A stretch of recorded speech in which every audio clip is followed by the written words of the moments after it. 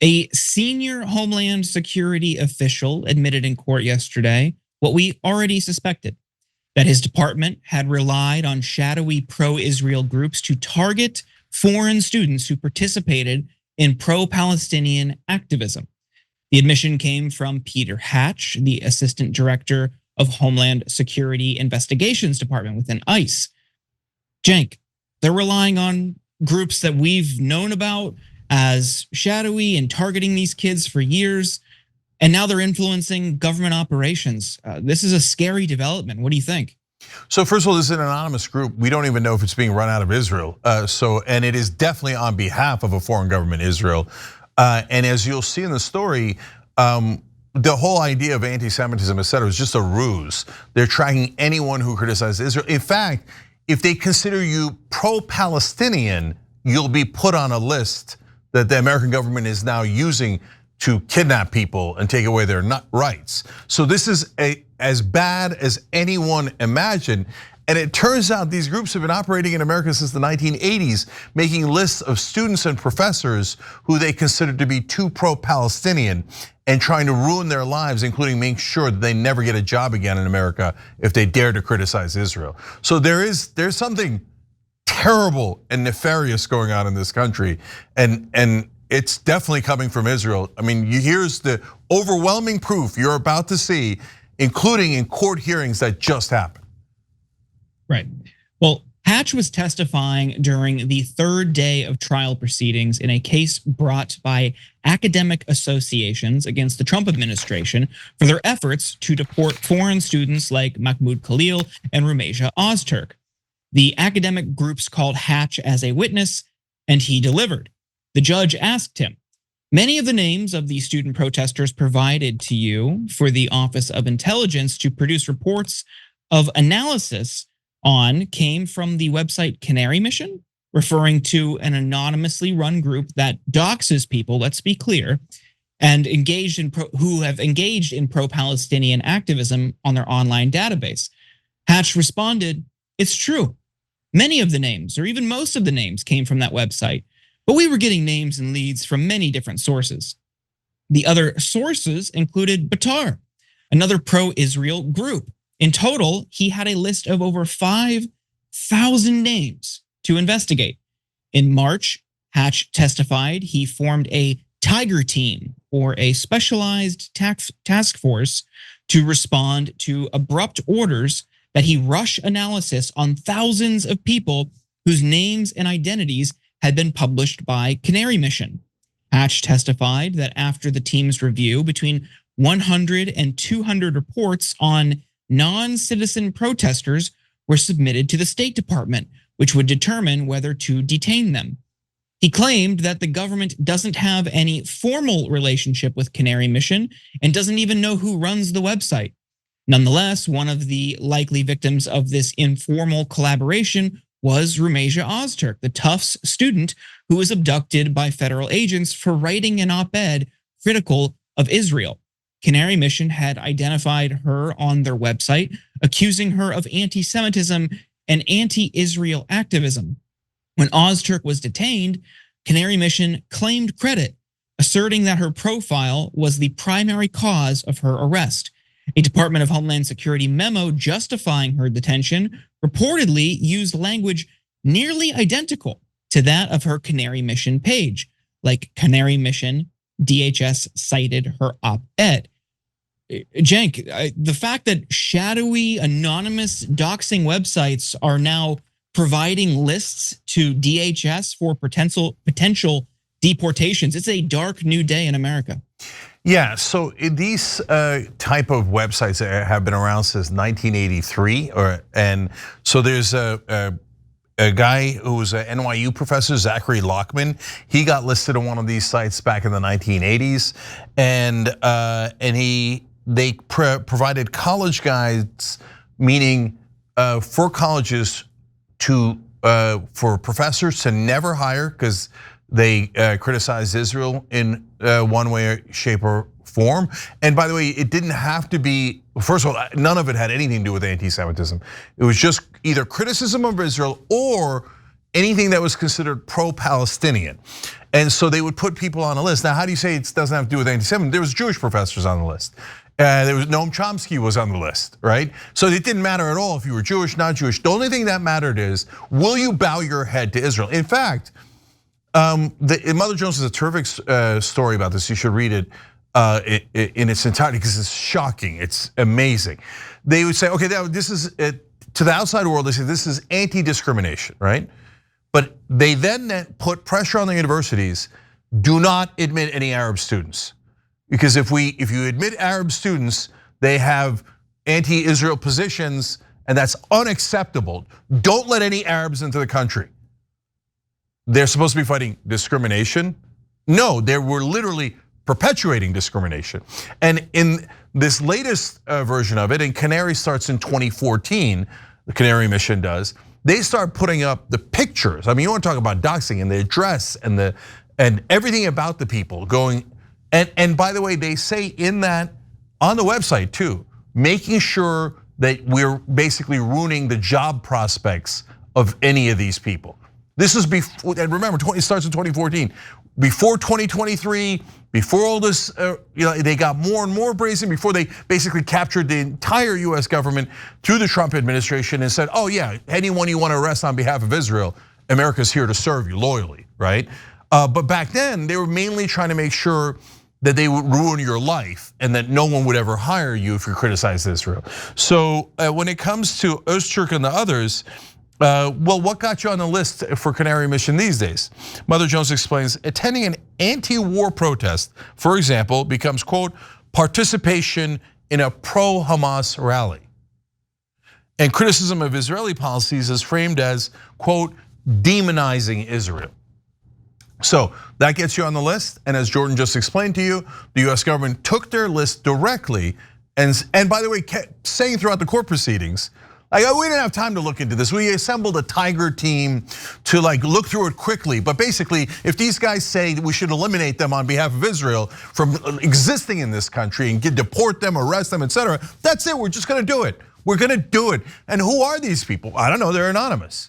They could be Israelis. They could be government agents of Israel, or they could just be some people inside the country who are like, no, I love Israel, and if it means destroying America's Constitution and freedom of speech and discriminating against all Arabs and Muslims, yeah, of course, on behalf of Israel, we must do all this. Now it's in court. US government officials saying, yes, we took their list and arrested people based on it. So don't tell me that Israel doesn't have unbelievable, epic, record-breaking influence in America.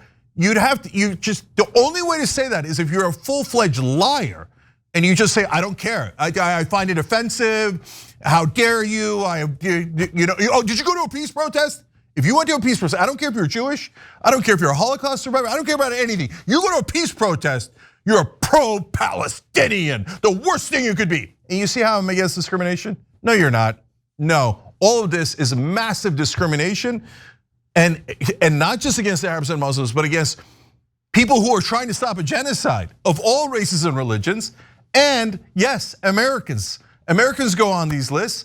They just happen to take the guys who are legally here but not citizens first, okay? And I guess we're next for all the US citizens, because God help you if you cross Israel, you're gonna go on a list and they're gonna try to ruin your life. Yeah, I want to be clear about, they're talking about Rumeysa Ozturk, who wrote an op-ed, and while they say it's anti-Semitic and anti-Israel activism, you could read the op-ed for yourself, and I have, and I would encourage people to check it out, just so you see how fast and loose they're playing with these terms. While in the first paragraph, it briefly summarizes what Israel is doing in Gaza, links to validation and sources backing up her claims, The Guardian, Amnesty International, and the International Court of Justice. It then goes on for the remainder of the op-ed to call on Tufts University to divest from Israel. That's what they're saying is anti-Semitic. Doesn't say anything about Jewish people. And I want to be clear, those are two separate things. Well, Israel is an ethno state, and they are an apartheid state, and it is a home for Jewish people. That's not one and the same. It's not anti-Semitism to criticize Israel and the Israeli government's actions. She's calling on Tufts University to divest from Israel and Israeli companies. That's, in my mind, totally fun. That is a peaceful form of protest. That is a peaceful form of activism. But they have fought so hard to limit and demonize any attempts at activism or advocacy around this issue, as we've shown and talked about for years. Even boycotting, divestment, and sanctions in some states is now illegal. Where's the love of free speech that we hear so much about? Nobody cares. And now if you even talk about it, if you write an op-ed, quintessential free expression in this country, if you call for a boycott or a divestment in an op-ed, that gets you put on a list and the government's going to arrest you. It is horrifying stuff, Cenk. All right, I'm gonna tell you 3 more amazing facts. So back in the 2000s, there was a very similar group called Masada 2000. And they created a list of what they considered, quote, self-hating and or Israel-threatening Jew. And by the way, if you spell that out, it's S-H-I-T, Jew, okay? And so they compiled a list of over 8,000 Jewish Americans who are not sufficiently loyal to Israel. I mean, what is this? I mean, that is picture perfect proof that all of these groups since the 1980s have nothing to do with anti-Semitism. In fact, they actively target Jewish professors and Jewish students if they think that they are not sufficiently loyal to a different country. They're like, how dare you be loyal to America? How dare you be fair and honest? That's it. Put the Jews on the list. Are you insane? Are you insane? And this is a pro-Israel group doing this. And then you find out that guess who wrote this giant report targeting about 117 professors and university staff members and students back in 2001. It was called Defending Civilization, How Our Universities Are Failing America and What Could Be Done About It. So how did the professors and students get on that list? If they opposed any of our wars.